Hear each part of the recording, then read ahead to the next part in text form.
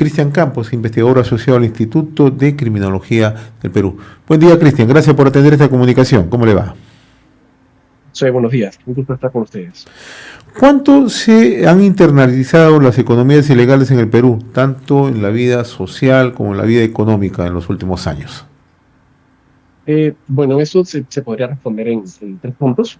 Primero, todo esto parte de un estudio que realizamos con el Ministerio por la Integridad y concluimos un par de meses atrás. El primer punto es dónde están estas economías, a saber qué tan extendidas están.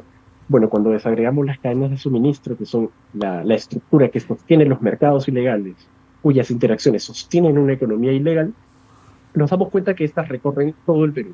No existe un solo departamento donde no exista presencia al menos de un eslabón de actividades de alguna economía ilegal bajo nuestro análisis. Entonces, producción ilícita de cocaína, extracción ilegal de minerales como el oro, tala ilegal de madera y contrabando de productos. Y en este camino, en toda la ruta de la producción de suministros, la economía va dejando una estela de dinero y también de intereses. Se trata de una lógica que irradia al país y tiene presencia a nivel nacional. Dos, esta economía ilícita mueve mucho dinero.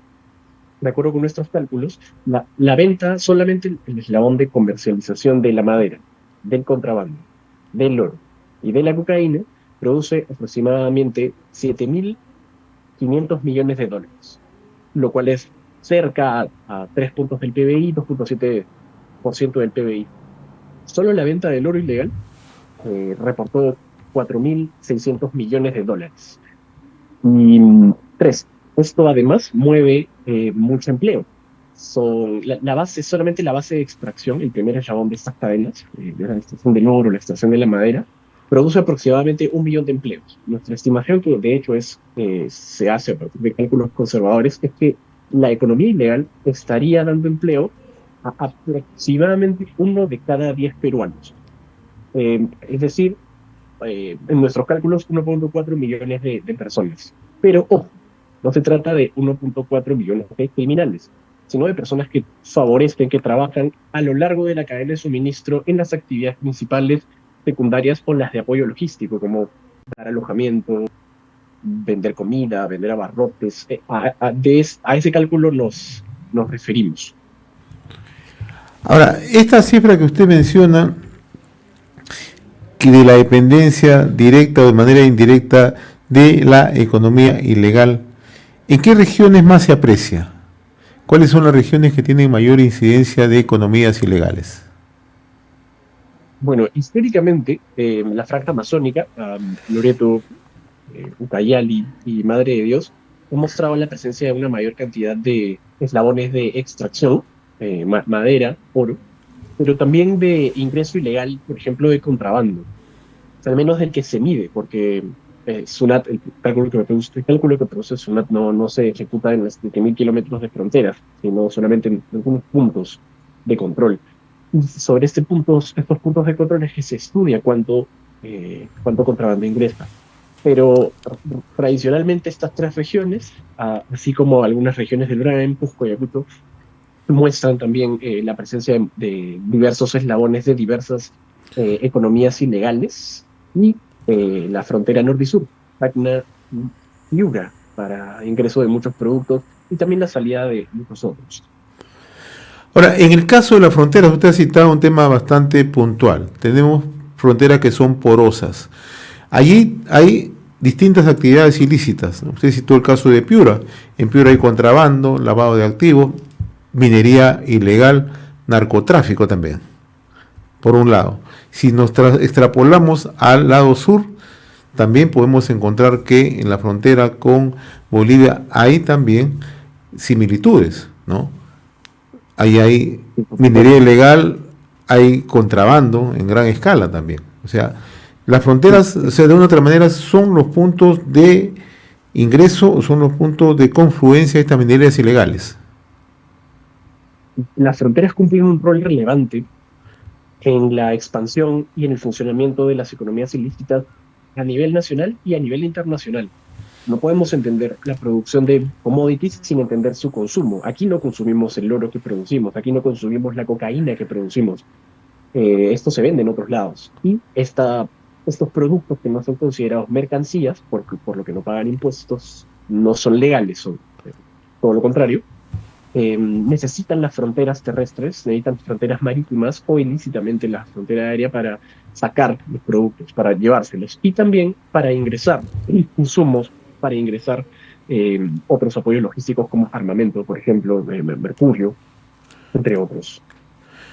Estamos dialogando con Cristian Campos, él es investigador asociado al Instituto de Criminología del Perú. Usted señalaba que realizaron un estudio con empresarios por integridad. Ese estudio que desprende algunos datos bastante interesantes por lo que tenemos entendido, ¿no? ¿La minería ilegal mueve más dinero en este momento que el narcotráfico? En este momento, y de acuerdo a nuestro cálculo, nuevamente se trata de datos conservadores y se ejecutaron a partir de información disponible en el Estado. No desarrollamos una nueva metodología para estimar cantidades específicas. Nos basamos en una metodología existente, repetimos el ejercicio y sí, para el 2023, la economía ilícita de la extracción y comercialización ilegal de oro superó a la del narcotráfico. Sí, casi un poco más y la duplica.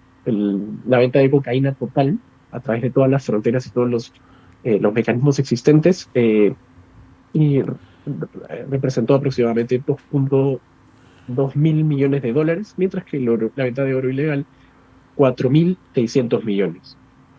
Ahora, ¿qué modalidades se utilizan? Eso es interesante que usted nos pueda graficar. Bueno, son diferentes modalidades para vender, para comercializar los commodities. Lo clave es pensar que no solamente es importante la venta final de estos productos. Digamos, es relevante, probablemente sea el nodo más relevante y el que llame más la atención de todos nosotros, de las autoridades, de la prensa, de la sociedad civil. Sin embargo, existen muchos mecanismos hacia atrás, porque este oro, que ya es vendido en el extranjero, no apareció así de pronto. Este oro necesitó que primero alguien lo transporte hasta un punto de salida del país. Y antes tuvo que salir de alguna planta de refinamiento o de procesamiento. Y antes tuvo que ser llevada ahí. De manera que esto empieza a parecerse más a una red ramificada de puntos claves a lo largo de una trama, a lo largo de una cadena de suministro, y el desplazamiento entre cada uno de estos puntos es lo que podríamos entender como una diversidad grande de modalidades para la venta, para la producción, para la transformación de una piedra que contiene material de beneficio, luego sea chancada y se convierta en residuo y en un material con contenido comercial. Y esto luego sigue atravesando un proceso hasta el final de la cadena. Otro aspecto que siempre marca la preocupación, Cristian, es el tema de si las economías ilegales pueden interferir en los próximos procesos electorales. Estamos nosotros ya en pleno curso de las elecciones generales al año 2026 y el mismo año, el 2026, van a tener lugar elecciones para gobernaciones regionales y gobiernos locales, ¿no?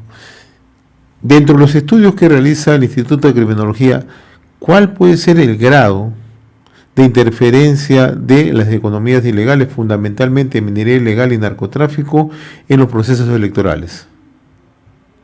Bien, de acuerdo al estudio que presento ahora, el de análisis de economías ilícitas y su influencia en las elecciones y la política, eh, nosotros quisimos entender cuál era el impacto que podría tener las economías en la política. Entonces, traigo el último dato que comenté hace un momento, que existe 1 de cada 10 peruanos que podría estar vinculado laboralmente a las economías ilícitas. Si hacemos el cálculo hacia atrás y hacia adelante, esto representaría aproximadamente 5% del padrón electoral peruano vigente para la próxima elección. No es verdad que probablemente la próxima elección sea la primera elección donde intereses ilícitos estén financiando campañas electorales o la producción de candidatos.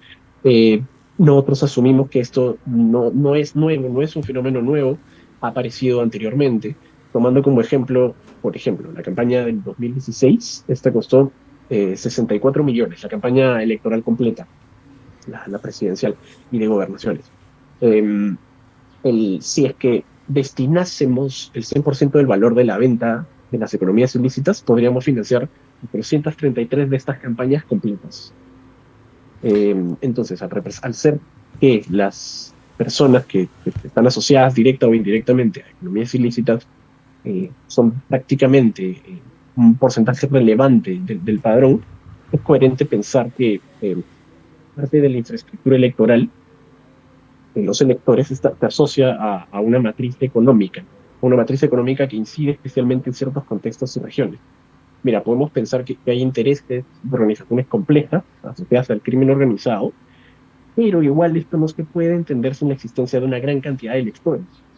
Y electores que están dentro de la economía sumergida, dentro de la informalidad, que no tienen acceso a recursos, a derechos, a servicios básicos, y dependen en gran medida del flujo del dinero, de la cocaína, de la madera ilegal, de la minería ilegal y del contrabando, y de la dinámica informal también, que sostiene gran parte de la economía de este país. No podemos pensar que la política no esté ligada a la economía sumergida en muchísimas regiones. No hay que olvidar tampoco que es importante recordar que para participar en la contienda se necesitan muchos recursos. Si alguien pretende ganar, esto no es una empresa de bajo costo. Y existen diversas formas para lograrlo. Muchas de estas formas cuestan mucho dinero, lo que busca que determinados candidatos y partidos incorporen recursos de fuentes privadas a sus campañas, incluyendo dinero de las economías ilegales. Y ojo, puede tratarse tanto de dinero bancarizado, lo que es parcialmente rastreable, así como de inyecciones de dinero en efectivo que no se pueden monitorear, sino hasta que ingresa al sistema financiero. Y a partir de nuestra investigación hemos identificado tanto mecanismos de incorporación de dinero ilícito como momentos clave de esta incorporación. ¿Y cuáles son esos mecanismos y cuáles son los momentos claves? Claro. Nosotros hemos identificado al menos 6 mecanismos en los que el dinero de la economía ilícita puede inyectarse en campañas electorales. Pueden haber más, ciertamente. De hecho, la idea de la investigación es poner una primera piedra en el edificio de la construcción y entendimiento sobre este fenómeno. Se invita a otros investigadores que puedan continuar ampliando eh, el listado, a otros investigadores que puedan dar cuenta de esta clasificación y ejecutar investigación ad hoc eh, al respecto. Se tienen 6 mecanismos principalmente. El primero sería el uso de testaferros y empresas pantalla. Son empresas que existen en el papel y sirven para canalizar el dinero ilícito. De manera que una vez que esté en las arcas de la empresa fantasma que no provee ningún servicio, pueda ser tomado como dinero generado legítimamente. Ahí es cuando la empresa dona o paga por cosas para la campaña política, como si fuera dinero limpio. Uno. Dos, el blanqueo de capitales, que se podría dar a través de fundaciones, ONGs creadas ad hoc, creadas específicamente para ese fin. Estas suelen ser utilizadas para gestionar eventos, para gestionar actividades y demás, que eventualmente abonen a la campaña del candidato de interés también. Dos. Tres. Tenemos donaciones encubiertas. Por ejemplo, mediante billeteras digitales o criptomonedas que se mantienen indetectables las fuentes de los fondos, en la fuente original. También es posible inyectar dinero a campañas. La infraestructura de este dinero digital se puede representar como si alguien dejase un paquete de billetes en la puerta del local del partido sin ser visto. No hay un origen no hay un origen rastreable de este dinero. Cuatro, pagos ilegales a consultoras y también asesores de campaña para financiar estrategias electorales, campañas publicitarias o encuestas. Los pagos por estos servicios pueden ser en efectivo, lo cual no puede ser rastreado, o a través de contratos con precios inflados para darle apariencia de legalidad. Cinco, la publicidad política encubierta. En medios de comunicación se usa para pagar entrevistas, para manipular encuestas de opinión. Y esto es severo, pues existen algunas voces que señalan que algunos medios, especialmente los canales digitales recientemente creados con una impronta bien marcada o en el marco de una campaña electoral, sesgan la información que se comparte con los ciudadanos. Y también se usa este dinero ilícito para pagar a bots, para pagar a inteligencia artificial, perdón, a bots, para pagar a granjas de trolls que difunden información falsa para confundir a la gente. Y por último, El sexto, que es el fraccionamiento de recursos, también conocido como pitufeo, que se da por canales normalmente financieros tradicionales, que puede implicar el uso de muchos agentes que realizan donaciones pequeñas al partido, aunque todas estas donaciones pequeñas comparten el mismo origen ilegal. No solo se entregó el 100% del dinero que se pretendía entregar al partido de un solo golpe, sino a través de muchos depósitos, lo cual no levanta alertas del sistema financiero e igual ingresa al partido de manera limpia. Esos son los mecanismos identificados. Estos mecanismos pueden ocurrir en algunos de los momentos de la campaña electoral. Tenemos 5 momentos en los que el dinero puede penetrar las elecciones y la democracia misma. Primero, en la producción de un candidato que responda directamente a los intereses de las economías ilegales. El dinero aquí se usa para pagar afiliaciones, para influir en elecciones internas del partido, o incluso para comprar el apoyo necesario a la interna para que ese candidato sea nominado en un partido. Así se aseguran que si gana, sus decisiones beneficien directamente a una economía ilegal. Esa es la primera. La segunda es la producción completa de un movimiento o partido político en la que participen candidatos que están asociados directa o parcialmente con las economías ilícitas. El dinero ilícito financia la estructura del partido, las oficinas, el personal y todo lo necesario para que ese movimiento gane fuerza y credibilidad, aunque su verdadero propósito sea servir a intereses clandestinos. La tercera forma es buscar, seleccionar, financiar candidatos desde las inscripciones de la fórmula. Puede incluir pagos a dirigentes partidarios para que incluyan a ciertas personas en las listas o financiamiento directo a candidatos en esta etapa temprana para asegurar su lealtad. Como financiar a un jugador de fútbol de un equipo para que aseguren que sea titular en los partidos, aunque el jugador no sea tan bueno. 4.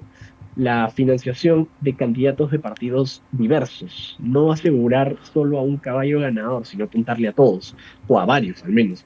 Eso permite garantizar acceso al puesto político. La lógica es que no importa quién gane, finalmente, o qué alianzas se formen después. Siempre habrá alguien en el poder que tenga una deuda o un compromiso con las economías ilegales. Es como, por ejemplo, en una pelea de gallos, apostarle a ambos gallos. No interesa al final quién gane. Al final vamos a decir que hay victoria y que se trata de una zona que le debe, o en parte tiene un compromiso con las economías ilegales. Y por último, la quinta, que es la más conocida, se puede producir la cooptación de la agenda. Está a través de candidatos con probabilidades de ganar. Una vez que un candidato ha mostrado ser fuerte o ha sido declarado ganador, las economías ilegales se acercan para negociar, para influir en las agendas del gobierno, para la asignación de puestos. Una vez en el poder, las decisiones se toman de forma que favorece el lavado de dinero, el contrabando, el narcotráfico. Ahora, Cristian, tal como ocurrió en otros países, México, Colombia, ahora en Ecuador, ¿podemos decir que en nuestro país ya hay organizaciones criminales en la política? Su presencia puede ser documentada, o al menos indicios razonables pueden existir y estar disponibles para el análisis de la ciudadanía y la prensa. Sin embargo, su participación, más allá de ser activa o estar tras bambalinas, control político. Es simplemente un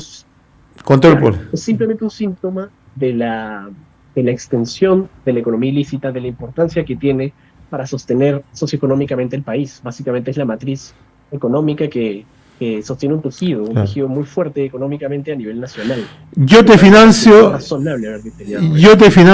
yo te controlo. De alguna forma sí, o influyo en las decisiones. Claro. Y es bastante delicado lo que usted está explicando, pero con la claridad que además y el estudio riguroso que han hecho del Instituto de Criminología ICEL Perú. Yo le agradezco la gentileza a Cristian de esta comunicación y seguiremos conversando más adelante, en realidad por lo valioso que significa tener esta información, lo detallado y además que nos permite conocer en esencia las modalidades y los momentos, cómo se van incorporando estas economías ilegales a la vida política en el país y hay otras actividades en el territorio nacional. Que tenga buen día, muy amable.